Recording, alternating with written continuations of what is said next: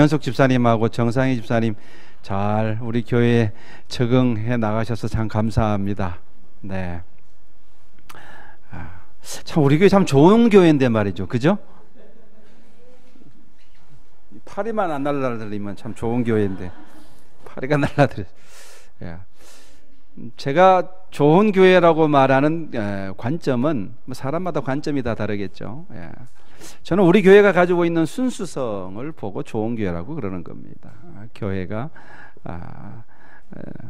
저도 그렇고 여러분들도 그렇고 하나님을 향해서 순수한 믿음을 가지고 신앙생활하는 공동체, 좋은 교회죠. 그리고 올바른 하나님의 말씀의 선포가 있고 또 하나님 말씀대로 살고자 하는 성도들의 노력이 있고 좋은 교회죠. 그래서 하나님께서 때가 되면은 한 명, 두 명 하나님께서 또 우리 교회에 보내주실 줄로 믿습니다. 자, 오늘 설교의 주제는 여호와를 위하여입니다. 이 여호와를 위하여라는 말이 오늘 본문에 여러 번 등장하는데 이 말씀 속에 분명히 하나님의 메시지가 있는 것 같은데 이걸 풀어내기가 이번 주는 참 힘들었습니다. 분명히 여호와를 위하여라는 요 짧은 구절 속에 분명히 하나님이 우리에게 말씀하시고자 하는 메시지가 있는데 이걸 참 풀어내기가 어렵더라고요. 그래서 하여튼 제가 하나님이 저에게 주신 감동을 따라 최대한 제가 이걸 풀어 오늘 내려고 하는데 이 성경적인 배경이 좀 약하신 분들은 좀 어려울 수도 있겠어요. 그러나 최대한 제가 쉽게 말씀 드릴 테니까 잘 들으시고 여러분의 영혼에 큰 울리는 하나님의 음성이 될 수 있기를 바랍니다.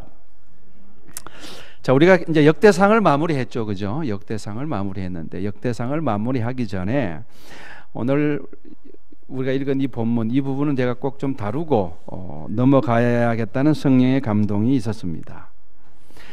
역대상을 쭉 지금까지 성실하게 읽어 오신 분들은 아시겠지만 역대상은 주로 다윗 왕의 행적을 다루고 있죠. 근데 잘 보시면은 다윗 왕과 관련된 부정적인 기사들은 거의 다 생략했어요. 거의 이렇게 다루지 않고 기록하지 않고 있고, 그러니까 다윗의 영광에 흠집을 낼 만한 사건들이나 기록들은 다 생략한 거죠.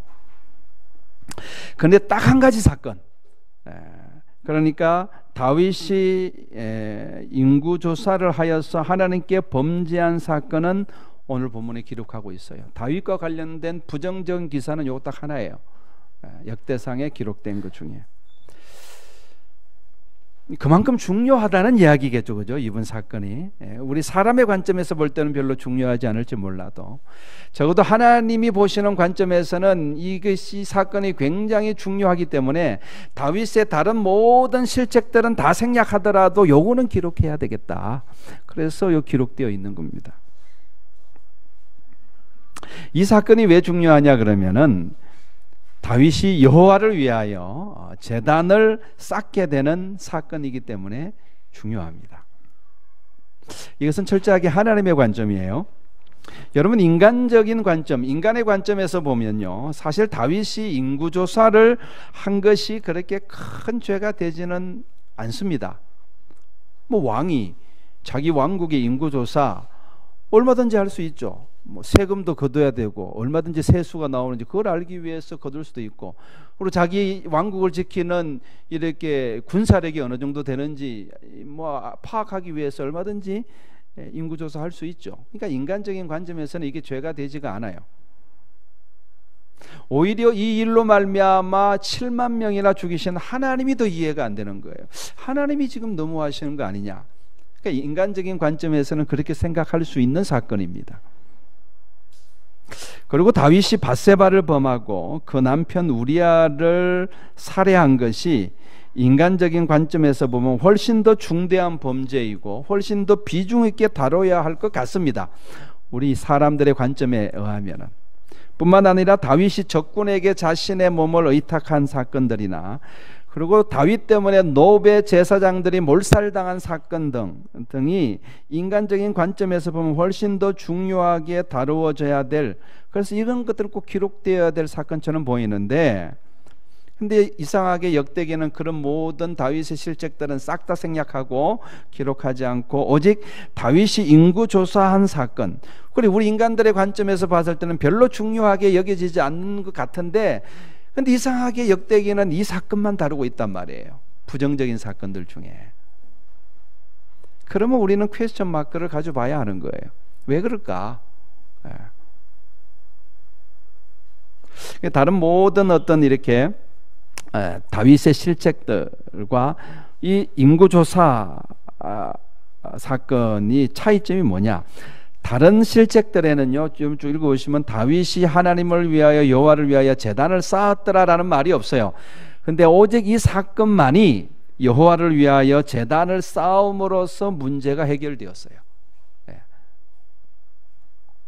하나님의 관점에서 보면 그것이 가장 중요한 사건인 것입니다. 자, 다윗 이야기를 계속하기 전에 먼저 하나님의 관점에 대한 이야기를 하나 들려드릴까 합니다. 이 이야기는 오늘 본문과 조금 다른 맥락이긴 해요. 그러나 우리가 하나님의 관점과 사람의 관점이 다르다는 것을 이해하는 데는 도움이 됩니다.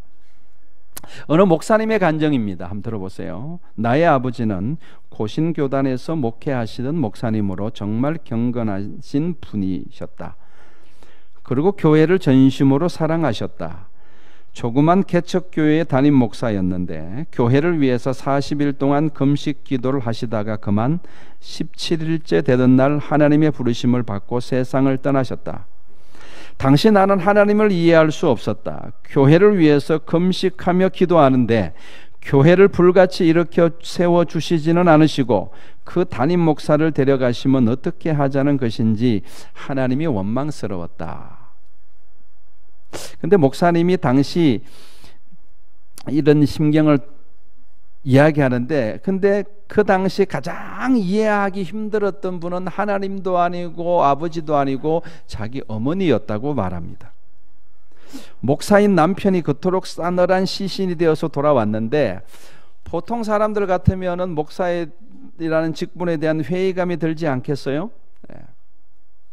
그런데 어머니는 이렇게 말씀하셨다고 합니다. 너희 아버지는 교회를 정말 사랑하셔서 교회를 위해서 금식기도 하시는 중에 돌아가셨단다. 하나님께서 너무 빨리 부르셔서 미처 열매를 거두지 못하셨지. 그러니 자식인 내가 아버지의 뒤를 이어서 열매를 거두어야 한다. 이 목사님 막내였나 봐요. 아버지의 뒤를 이어서 목사가 되라고 지금 어머니가 이야기하는 거잖아요. 아버지의 시신 앞에서. 아버지가 그렇게 교회를 사랑하고 교회를 위해서 금식기도 하다가 돌아가셨는데 그 앞에서 아들에게 너도 목사가 되라라고 지금 이야기를 하고 있는 거예요. 그게 도저히 이해가 되지 않았다는 거예요. 어떻게? 그리고 그 말이 견딜 수 없이 싫었다고 합니다. 어머니는 처녀 시절 예수님을 영접한 이후로 단 한 번도 하나님을 원망해 본 적이 없다고 하셨습니다. 아버지가 40일을 금식 기도를 하러 가셨다가 싸늘한 시신이 되어서 돌아오셨던 그날 밤에도 어머니는 하나님을 원망하지 않는다라고 이야기를 하셨다고 합니다. 목사님의 관점으로는, 그 아들의 관점으로는 도저히 이해할 수 없는 일이었습니다. 우리 어머니가 이상해지신 것이 아닐까? 감정이 메마른 것일까? 감정이 죽은 것일까? 아니 남편이 죽든 말든 상관이 없단 말인가? 별의별 생각이 다 들었다고 합니다. 아무래도 엄마가 좀, 어머니가 좀 이상해지신 것 같다고, 그런 생각이 들었다고 합니다. 근데 어머니는 끈질긴 어머니의 기도로 결국 이 분이 30살이 되었을 때에 목회의 길로 들어서게 됩니다. 어머니가 그 아들을 위해서 끊임없이 기도한 것이죠. 그리고 기도만 하고 미처 열매를 거두지 못하고 돌아가신 아버지의 그 기도의 열매를 그 막내 아들인 목사님이 지금 말도 안 되는 놀라운 방법으로, 이유를 설명할 수 없는 신비한 방법으로 거두고 있다고 간증합니다. 그러니까 아버지는 기도만 하시다가 그냥 돌아가셨는데 그 열매를 그 아들이 정말 이해할 수 없는 하나님의 방법으로, 신비한 하나님의 방법으로 그 기도의 열매를 거두고 있다라고 간증을 합니다. 이 목사님이 어릴 때에 그 어머니가 무릎에 앉혀주고 이렇게 눈물로 부른 찬양이 있다고 합니다. 여러분 다 아시는 새 찬송가 310장입니다. 하나님의 은혜로 있을 데 없는 자 왜 구속하여 주는지 난 알 수 없도다. 내가 믿고 또 의지하면 내 모든 형편 아시는 주님 늘 보호해 주실 것을 나는 확실히 아네. 이 어머니는 이 찬송을 부르면서 이 찬송이 그 어머니의 신앙 고백이 되었고 그분의 흔들리지 않는 신앙이었던 것이에요. 근데 아버지가 돌아가시고 사택을 비워줘야 하는 상황에서 목사님 가정은 길거리로 나앉게 됩니다. 죽을 고생을 해야 할 만큼 풍랑은 여전히 거칠게 거세게 일어났습니다. 하지만 우리의 모든 형편을 잘 아시는 주님이 늘 돌보실 것이라는 것을 확실히 아는 그 어머니의 믿음이 오늘의 목사님을 있게 만들었다고 고백합니다. 그리고 마지막으로 이렇게 이야기를 합니다. 들어보세요. 우리는 우리의 관점을 하나님의 관점 앞에 굴복시켜야 합니다. 나의 관점을 내려놓지 않고서는 이 땅에서 일어나는 수많은 일들을 이해할 수 없습니다. 퍼즐 조각을 맞추듯이 오랜 시간이 지나고 돌아보면 하나님께서 모두 오르시다는 것을 인정할 수밖에 없습니다. 목사님이 그렇게 마지막에 그렇게 이야기를 하고 글을 마치는 것을 제가 읽었습니다. 하나님의 관점과 우리의 관점이 다르죠. 여러분, 예수님은요 하나님의 관점으로 가득 찬 분입니다.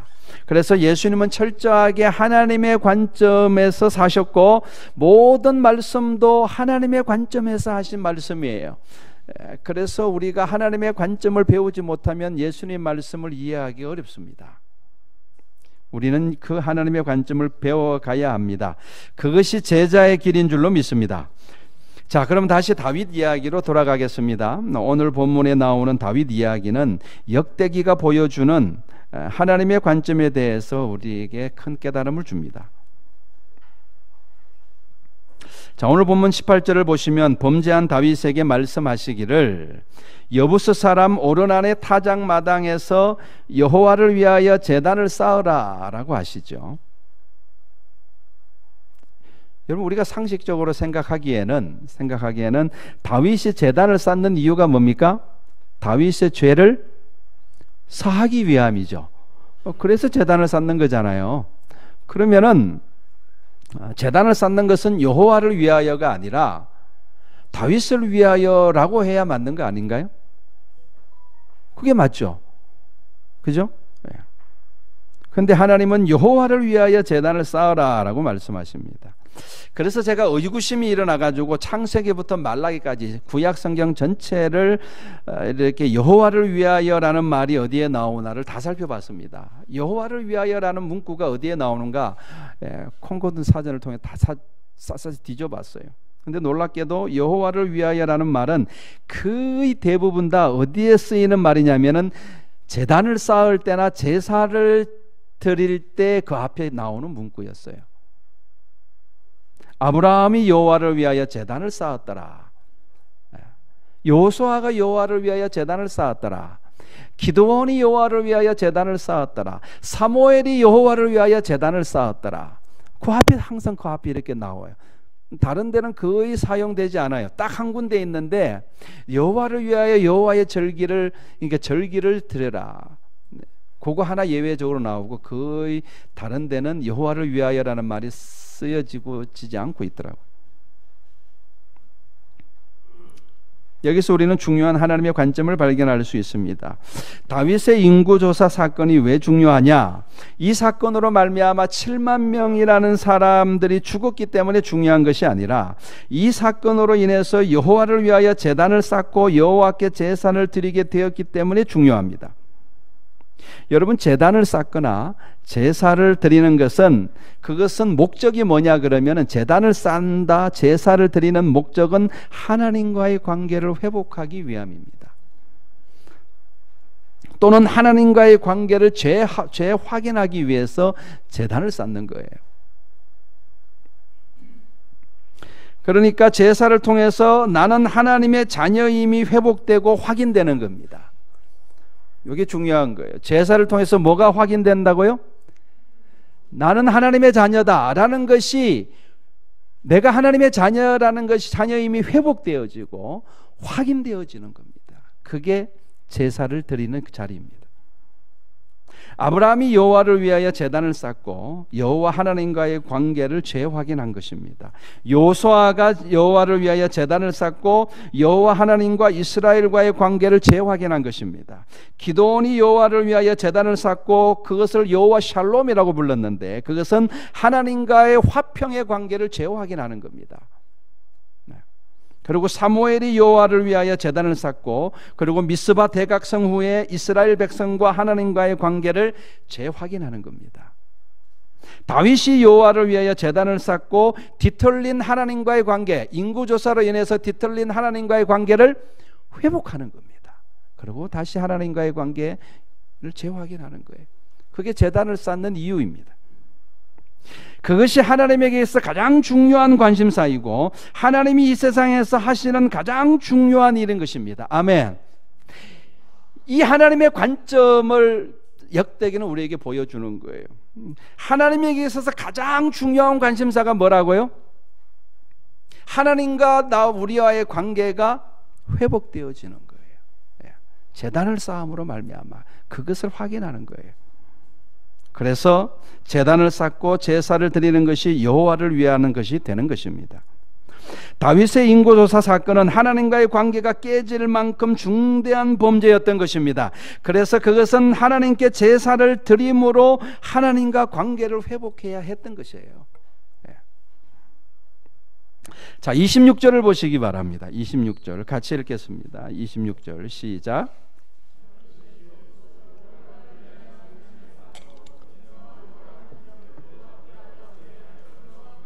하늘에서부터 번제단 위에 불을 내려 응답하시고. 아멘.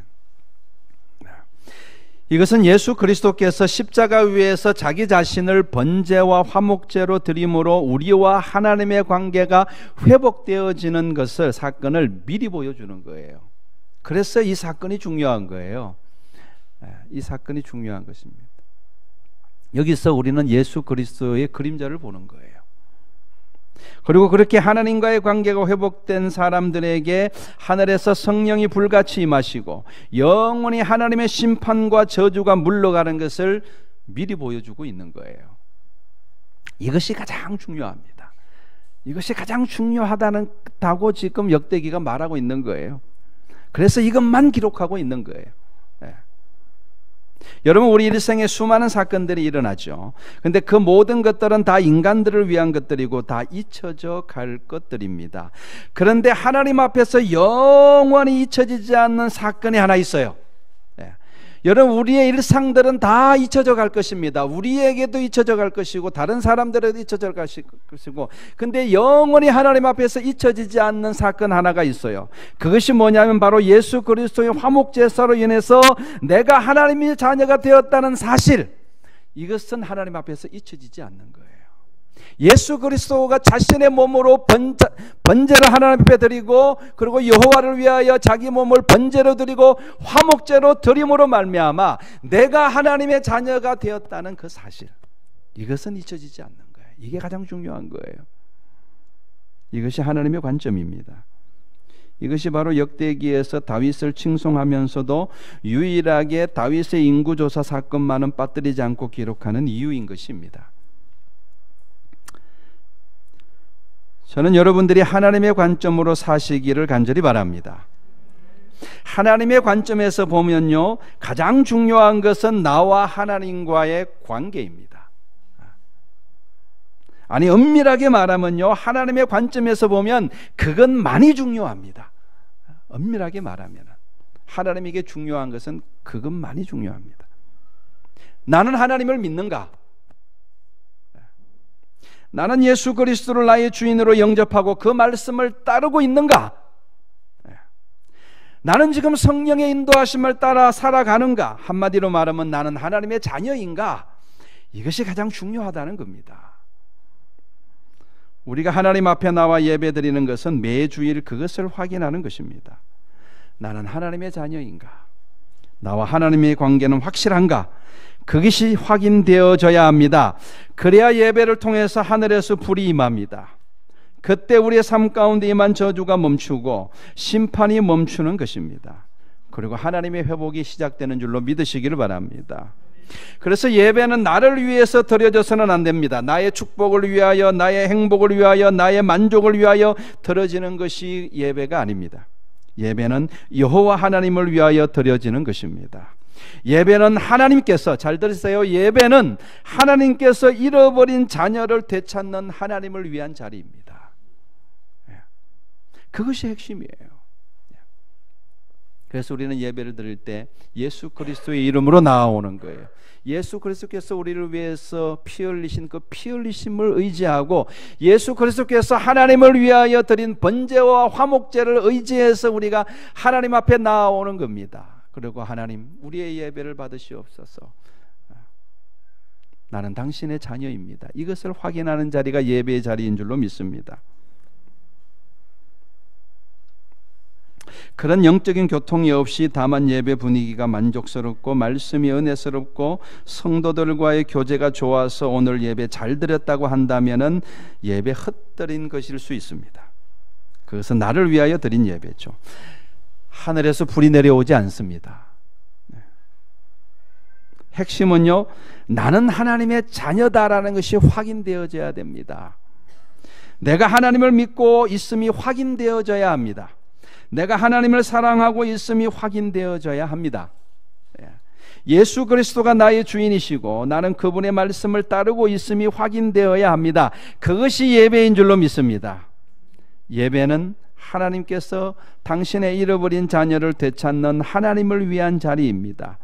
오르날의 타작마당은 하나님께서 다윗을 되찾는 하나님의 자리였던 것입니다. 그래서 다윗의 인구조사는 중요한 사건이었던 것이죠. 저와 여러분이 예배드리는 자리에 하늘로부터 불이 임하시기를 축원합니다. 오늘 예배를 통해서도 내가 하나님의 자녀임이 확인되어지길 바랍니다. 그런데 나는 여전히 하나님을 신뢰하지 않고 있고 예수님이 나의 주인 되지 않으시다면 우리는 다윗처럼 회개해야 됩니다. 그리고 진정으로 예수님이 나의 주인 되시고 하나님이 나의 아버지가 되셔야 합니다. 그것을 회복하고 그것을 확인하는 자리가 예배의 자리입니다. 예수께서 자신을 번제와 화목제로 드린 십자가의 자리인 것입니다. 그 예배의 자리에 하늘로부터 불이 임하는 것이죠. 성령의 불이 임하셔서 나의 기도에 응답하시고 그리고 나의 삶 가운데 성령의 거룩한 역사가 나타나게 될 줄로 믿습니다. 아멘. 네. 여러분, 아브라함의 삶을 보세요. 이제 말씀을 마무리하겠습니다. 여러분, 아브라함의 삶을 보십시오. 아브라함의 삶을 특징 짓는 중요한 말 중에 하나가 뭐냐 그러면, 아브라함은 어디들 가든지 여호와를 위하여 제단을 쌓았더라.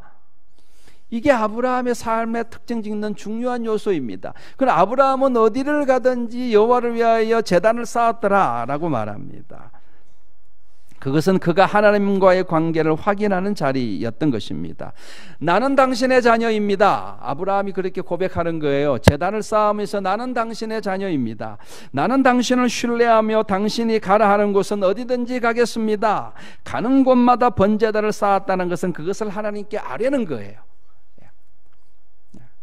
하나님의 관계가 그렇게 이게 확인되어지면 하늘로부터 불이 내려오고 하나님의 축복이 임하게 되는 것입니다. 그래서 아브라함의 삶이 축복으로 가득한 삶이었던 거예요.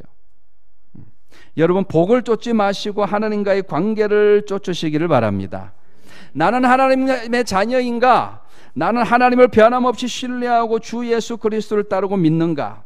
이것이 회복되어지면요, 이것이 확인되어지면은 여기에 아멘, 예수여, 주 그렇습니다, 이 응답이 확실하면요 하나님의 복은 임하게 될 줄로 믿습니다. 예. 예. 하나님의 자녀인데 하나님이 당연히 축복해 주시죠. 예. 이게 확인이 되지 않으니까 하나님의 축복이 임하지 않는 거예요. 우리는 지독하게도 인본주의적인 관점에 사로잡혀 살아갑니다. 이 인본주의적인 관점이라는 게 뭐냐 그러면요, 내가 뭔가 하나님께 뭔가 드려야지 하나님이 나에게 축복을 주신다는 이 관점, 이게 지독한 인본주의적인 관점, 인간적인 관점이에요. 여러분, 이거 버려야 돼요. 하나님은요, 뭔가 아쉬운 분이 아니고 뭔가 부족해서 우리에게 요구하는 분이 아니에요. 여러분, 하나님은 귀신이 아닙니다. 귀신은 우리가 달래야지 뭔가 준다고 이야기를 하죠. 하나님은 귀신이 아니에요. 그분은 거룩하신 분이고 우주 만물을 창조하신 하나님이신 줄로 믿습니다. 하나님과의 관계가 중요한 거예요. 그러니까 우리의 어떤 행위를 통해서 하나님으로 복을 받으려고 하지 마시고 하나님과의 관계를 확인하시기를 바랍니다. 나는 하나님의 자녀인가? 오늘 예배의 자리에서도 그것이 확인되어질 수 있기를 바랍니다. 나는 하나님의 자녀인가? 나는 하나님을 신뢰하고 있는가? 나는 하나님을 사랑하는가? 나는 우리 주 예수 그리스도를 따를 준비가 되었는가? 여기에 대해서 아멘! 그 예배의 자리에 하나님의 불이 하늘로부터 내려올 줄로 믿습니다. 하나님의 축복이 그렇게 저와 여러분의 삶 가운데 충만해지시기를, 충만히 임하시기를 주의 이름으로 축원합니다. 기도하겠습니다.